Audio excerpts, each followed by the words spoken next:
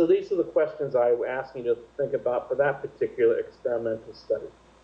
First, I meant, why was the unit of intervention the community rather than the individual? And is this an advantage or a disadvantage? So another design could have been that Marjorie could have walked up to each person living in these two communities and flipped a coin. If the coin came up head, you were assigned to the Ohana support group. If the coin came up tails, you were assigned to the standard care, the standard intervention group. So we could have made the individual, Marjorie could have made the individual the unit of randomization, but she chose not to. She chose the community. Everybody in one community to get the Ohana support group.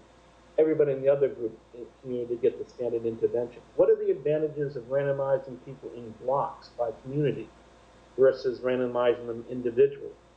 Well, the big advantage of doing it on a community basis is to avoid something called contamination.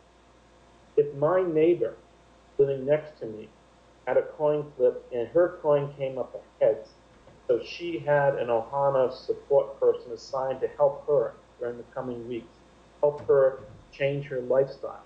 But my coin came up tails. I didn't have such a person assigned to me. I'm going to see what's happening to my neighbor.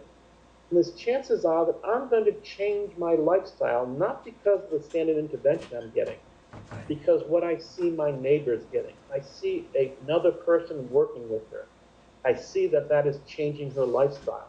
That might motivate me to change my lifestyle. So even though I'm not in the Ohana support group, I might start beginning to get some of the benefit of that group just because I'm exposed to it. That's what I mean by the contamination piece. So the big reason, the big easiest way to